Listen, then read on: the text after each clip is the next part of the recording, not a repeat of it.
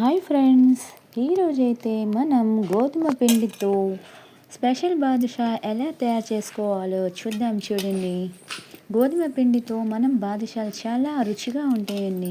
ముందుగా గోధుమ పిండిని తీసుకొని అందులో కొంచెం ఒక ఇలాచీ వేసి ఆ తర్వాత వెన్నె కలుపుకోవాలండి. చాలా సాఫ్ట్గా ఉంటాయి బాదుషాలు, మెత్తగా ఉంటాయండి. ఒకసారి మీరు కూడా ట్రై చేసి చూడండి. తర్వాత పిండిని సాఫ్ట్గా కలుపుకొని కొంచెం పాలు యాడ్ చేసుకోండి.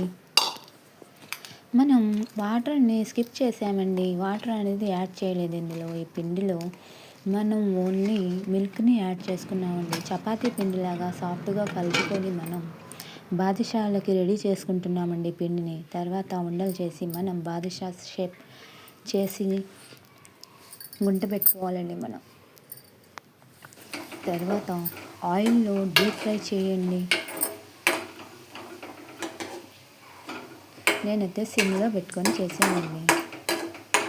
కొంచెం రెడ్డిష్గా అయిన తర్వాత బాదుషాలని ఆయిల్లో నుంచి తీసి మనం బెల్లం పాకం వేసుకోవాలండి. సర్వ్ చేసుకోవాలి. బెల్లం పాకంలో ముంచి వేసుకోవచ్చు, లేకపోతే ఇలా సర్వ్ అయినా మనం పాకాన్ని యాడ్ చేసుకోవచ్చండి. చూడండి, చాలా రుచిగా ఉంటాయి.